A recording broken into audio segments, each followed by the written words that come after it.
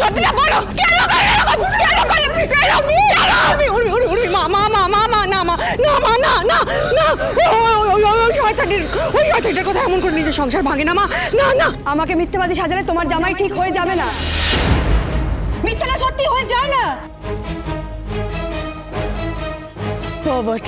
রূপা চুপ।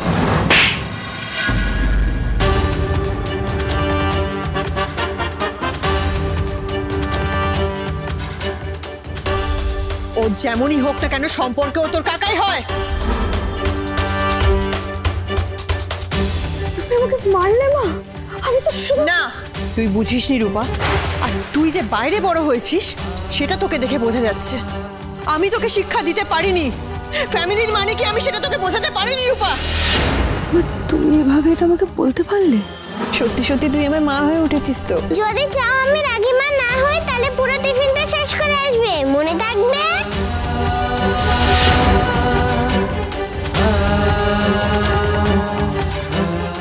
না দীপা, পরিবারের মানে তো জয় বলছি। তুই রূপাকে বলছো কেন? পরিবারের মধ্যে থেকেও কি সবাই সবটা ঠিক রাখতে পেরেছে মা? তুমি বলো তো, কাকিয়া বাবাকে যেগুলো বলছিল সেটা ঠিক? সব মেনে নিয়েছো, সম্মান করছিল কাকিয়া বাবাকে, এটাই শিক্ষা? প্লিজ, তুই জানিস তোর কাকিয়া কেমন? উর্মির হয়তো মাথা ঠিক ছিল না, তাই বলে তুই? হ্যাঁ, তোমরা সবাই ভগবান, সবাই ভগবান, কিন্তু আমি মানুষ।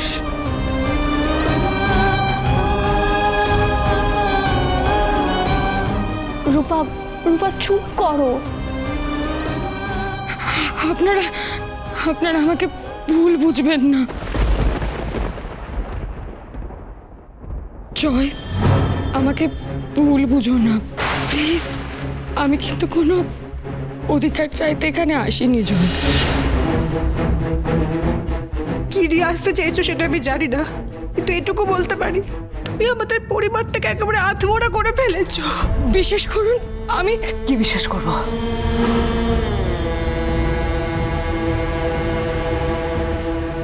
কি বিশ্বাস করবো? হ্যাঁ, কেন এসেছেন আপনি এখানে? কেন এসেছেন? আমি নিয়ে এসেছি ওনাকে হসপিটাল থেকে। She can die any moment. মৃত্যুর আগে সে কেন তার মেয়ের সাথে থাকতে পারবে না? Just because Joy Sengupta is an irresponsible coward. Right, কাকাই? ঠিক বলেছিস রূপা।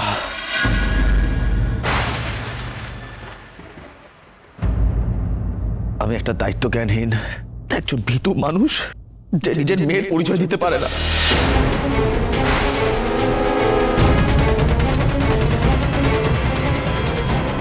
ভগবান, আমি এটাই শুধু চাইনি, আমি এই দৃশ্যটাই আমি দেখতে চাইনি, আমি তাই নিজে। না দূরে দূরে দূরে, একদম ধরবি না আমাকে, একদম ধরবি না। তোর মেয়ের জন্য আমার লাইফটা শেষ হয়ে গেল, আমার লাইফটা শেষ হয়ে গেল, আমার লাইফটা শেষ হয়ে গেল। রূপার জন্য শুধুমাত্র আমার থেকে দূরে চলে গেল। আমার এই পোড়া দাগ দেখে ভয় পায়, ও ভালোবাসা পাওয়ার জন্য গেছে। তোর সর্বনাশী মেয়ের জন্য আমার পুরো লাইফটা শেষ হয়ে গেছে, বুঝতে পেরেছি? শেষ হয়ে গেছে।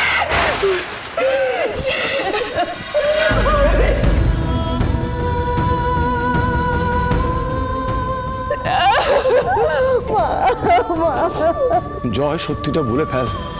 জয়, সত্যিটা বল, আমি তোর কাছে হাত জোর করছি। বেশ কিছু বছর আগে আমার আর শালিনীর পরিচয় হয়েছিল পুনেতে। শালিনী আমার মায়ের অন্ধভক্ত ছিল।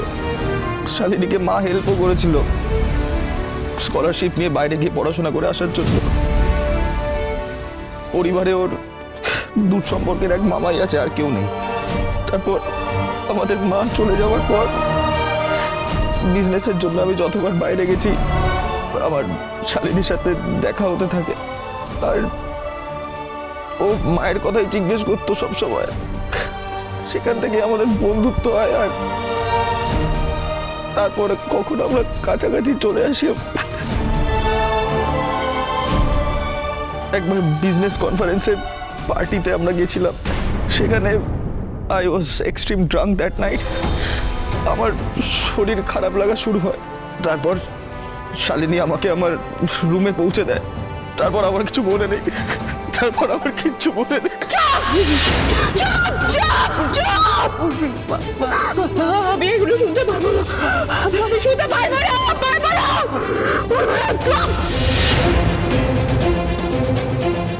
ভাই আমার তুই কি করলি এটা? তুই কেন করলি এটা? তুই এটা কেন করলি? আমি তখনও বুঝিনি যে লাবণ্য জন্ম হওয়ার পর আমি জয়কে খবর দিই। জয় এসেছিল আমার সঙ্গে দেখা করতে। আমি তখন জয়কে কথা দিয়েছিলাম আমি কখনো লাবণ্য সেনগুপ্তর পরিবারের কাউকে আমার জন্য কলঙ্কিত হতে দেব না।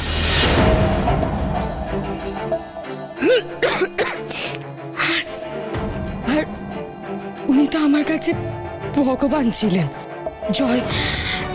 জয় আমাকে ওর পরিবারের কথা জানায়, ওর সন্তানের কথা জানায়। আমি তখন জয়কে কথা দিয়েছিলাম আমি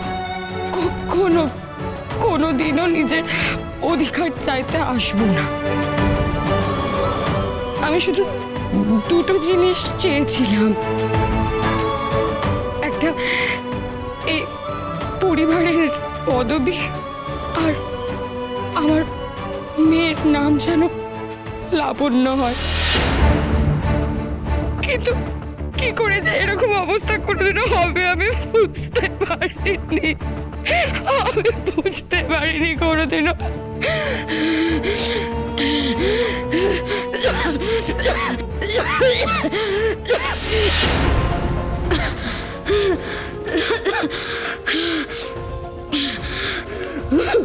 তুমি জল খাও, ধরো ধরো।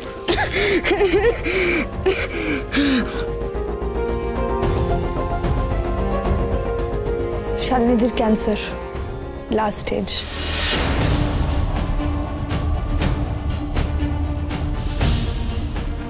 ও এখন দিন গুনছে, ওর কাছে আর কটা দিন আছে না ঘন্টা কেউ বলতে পারবে না। তাহলে টাকাগুলো, দীপার টাকাগুলো কি করেছিস জয়? জয়ের সব টাকা সেখানে দিয়েছে। আমি জয়ের কাছ থেকে কখনো কোনোদিনও একটা টাকাও নিইনি, আর নেব না। কিন্তু তোমার মামা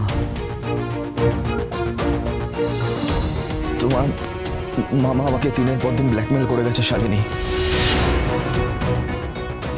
ওখানে আমার সমস্ত টাকা পয়সা গেছে, আমার কাছে আর কোনো উপায় ছিল না, তুই আমাকে জানাওনি কেন? আমাকে বলা হয়েছিল আমি যদি কিছু জানাই তাহলে তোমার মামা এসে আমার পরিবারের সবাইকে সবকিছু জানিয়ে দেবে।